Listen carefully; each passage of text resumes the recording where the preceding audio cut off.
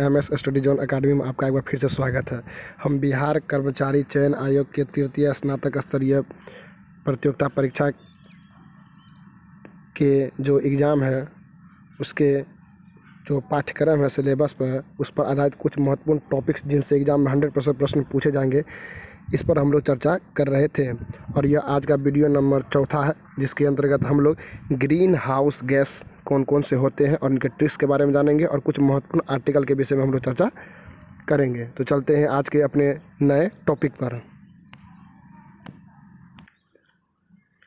Ozone gas का trick है, green house gas का जो ट्रिक है, ओ मीना कल काजल लगाना। तो ओ मैंने होता है ओजोन, जिसका सूत्र होता है O3।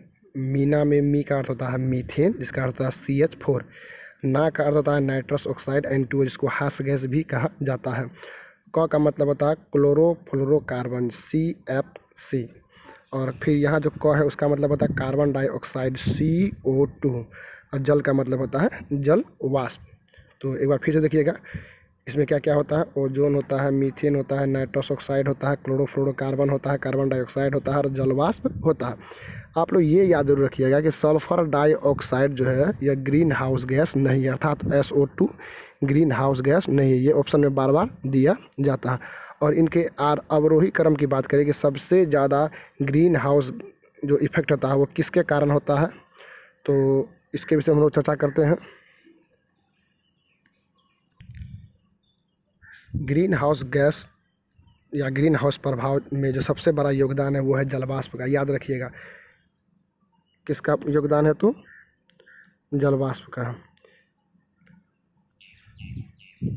ग्रीन हाउस गैस में सबसे ज़्यादा जो योगदान है वो है जलवाष्प का। जलवाष्प की मात्रा कितनी है, तो 36 से 70% जो सबसे ज़्यादा प्रभावित करती है वो है जलवाष्प। उसके बाद है कार्बन डाइऑक्साइड, उसके बाद आपको यहाँ पे देखने को मिल रहा होगा मीथेन है, उसके बाद ओजोन है, उसके बाद नाइट्रस ऑक्साइड है, उसके बाद फ्लोरोक्लोरोकार्बन।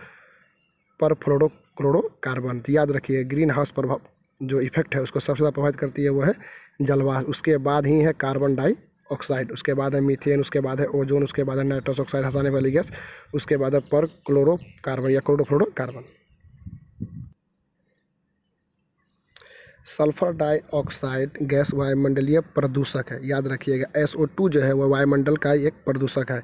याद रखिएगा कार्बन डाइऑक्साइड वायुमंडलीय प्रदूषक नहीं है। यह ग्रीन हाउस गैस के लिए महत्वपूर्ण कारक है, लेकिन यह प्रदूषक नहीं है। प्रदूषक कौन है, तो सल्फर डाइऑक्साइड है। वायुमंडल में 78% नाइट्रोजन होता है, वायुमंडल में 21% आपका ऑक्सीजन होता है, वायुमंडल में कार्बन डाइऑक्साइड की जो मात्रा होती है वो 0.03% होती है। याद रखिएगा CO2 को शुष्क बर्फ अर्थात ठोस बर्फ भी कहा जाता है। CO2 गैस वायुमंडल को गर्म करती है। याद रखिएगा CO2 गैस वायुमंडल को सिर्फ गर्म करती है, प्रदूषित नहीं करती है, लेकिन सल्फर डाइऑक्साइड वायुमंडलीय प्रदूषक है। ग्रीन हाउस गैस एवं पृथ्वी गर्म करने में प्रतिशत का भाग, जो कि आपको अभी मैंने तुरंत बताया कि सबसे ज़्यादा किसका है, तो जलवाष्प का है। अब हम लोग कुछ महत्वपूर्ण आर्टिकल्स पे बात करें जिनसे अक्सर एग्जाम में प्रश्न पूछे जाते हैं।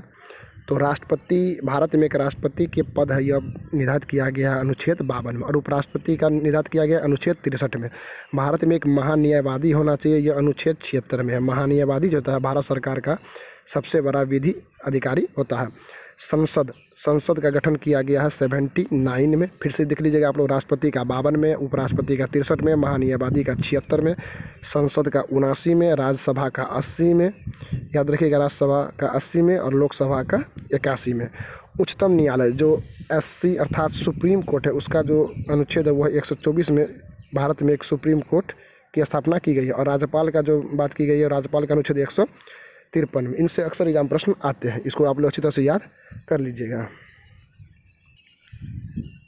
कुछ महत्वपूर्ण स्टेडियम के बारे में हम लोग बात करते हैं। सबसे ज़्यादा पूछा जाने वाला स्टेडियम है ग्रीन पार्क स्टेडियम। तो ग्रीन पार्क स्टेडियम कहाँ पर अवस्थित है, ये कानपुर में।